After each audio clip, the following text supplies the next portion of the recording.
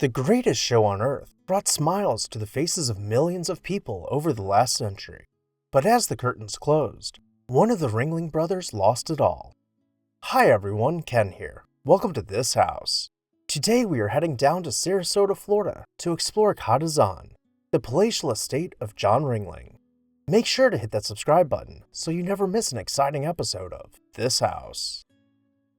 In 1866, John Ringling was born into a large, working-class family on a farm in Iowa. Not having many options for employment other than farming, his brothers had to get creative to earn an income. They began practicing circus tricks with the hopes of hitting the road to go on tour. In 1870, the Ringling brothers performed their first show, charging just 1 penny per attendee. The show was a hit, and by 1889, the Ringling brothers were traveling across the United States, chartering trains to carry circus performers, elephants, and props from city to city. As the years went by, their performances became increasingly popular, drawing crowds by the thousands. The brothers' rapid rise in showbiz made them very rich, and in 1907, they decided to purchase their main competition, Barnum & Bailey's Greatest Show on Earth. As the older brothers started to pass away, John became the leader of the circus, running both shows independently from each other, creating the illusion of two competing circuses. This strategy created even more wealth for John, but just as things were looking up, the Spanish flu tore through the United States, and many people stayed home instead of attending shows. John had worked his entire life to build his circus empire, and he did not want to see his wealth wiped out.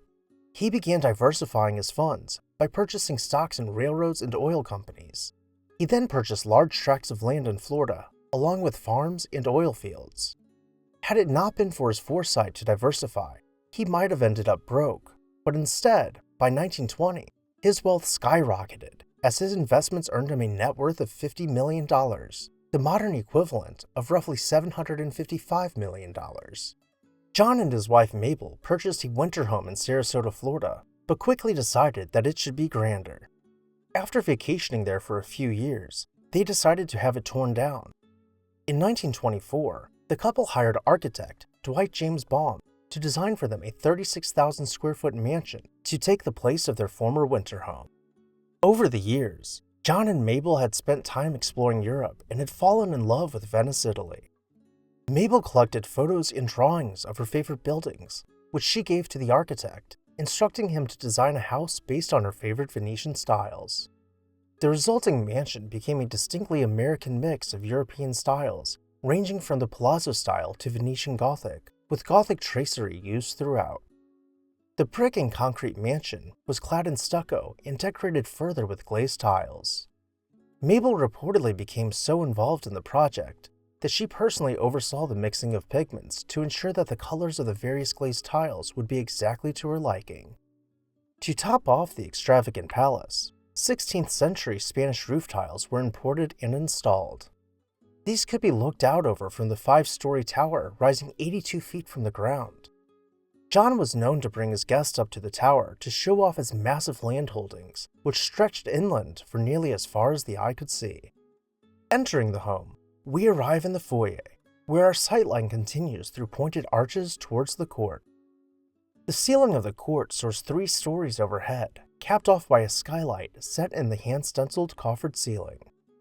Suspended from the center beam is a chandelier from the former Waldorf Astoria Hotel in New York City. John and Mabel collected furniture and antiques from Gilded Age mansions as they were being torn down. Many of the pieces they used to furnish their home once belonged to barons of industry, all of which they acquired at bargain rates by attending estate auctions.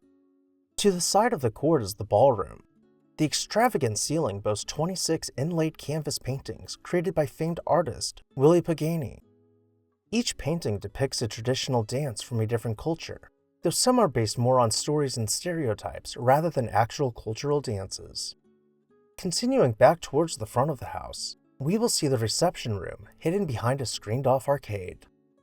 Now we will cut through the foyer, making our way towards the other side of the court to find the dining room. The dining room was finished out with floor-to-ceiling wood paneling, with each section being interrupted by decorative relief work below the frieze. Centered above the dining room table, The ceiling was anchored on an 8-pointed star extending outward to create a fractal, coffered ceiling upon which colorful hand stenciling added an additional layer of intricacy. Near this room was the pantry, where a custom silver sink provided a safe place to wash the family's collection of fine silverware and china. We can take the passage to the side to arrive in the breakfast room, with black and white checkered floors pointing towards an ocean view. We can now circle back around to find the grand marble staircase sweeping around a corner and out of view. Upstairs we will find several guest bedrooms, each decorated with antique furniture. We will even find full bathrooms, some of which would have been considered exceedingly modern for the time, while others would have been viewed as more classically styled, such as Mabel's dressing room and bathroom, which was complete with built-in mirrored wardrobes. We will continue to view the estate while we uncover the next portion of the Ringling story. In 1929, after enjoying only 3 short years in their dream home, Mabel passed away. In that same year, John aimed to further his business empire by purchasing several other large circuses, essentially establishing a monopoly on circuses in the United States. But to accomplish this, he had to borrow the modern equivalent of nearly $30 million, which he was unable to pay back as the Great Depression ravaged the economy. In order to attain the loan, John had to put up half of his circus stocks as collateral, and when he defaulted, financiers demanded he begin the process of signing over his assets. By 1933, all that was left to John's name was his mansion and his art collection. Around this time, his health began to fail, and he never was able to dig himself out of crushing debt.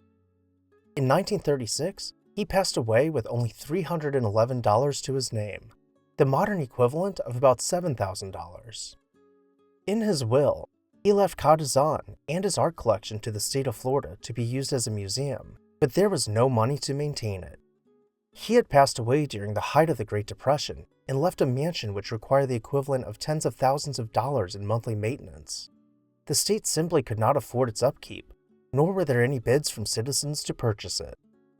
For the better part of a decade, it sat abandoned without any climate control, slowly deteriorating as the humidity built up between its walls, and winds battered the delicate facade with each passing hurricane. By 1946, the economy had recovered, and there was now money to be spent on maintaining the mansion, as the state was able to open it to the public as an art museum. Though it seemed like the mansion would be lost, efforts were made to restore it and continue its maintenance throughout the years. Today, it is open to the public, where guests can explore the palatial estate, learn about circus history, and appreciate fine art and antiques. Which room was your favorite? Let me know down below in the comments section. And while you're there, make sure to hit the subscribe button so you never miss an exciting episode of This House. I would also like to take a moment to say a very special thank you to our This House supporters whose names you can see on screen right now. For just $5 per month, you can also see your name on the screen as a This House supporter and contribute in part to the production of these videos. I'll see you next time on This House.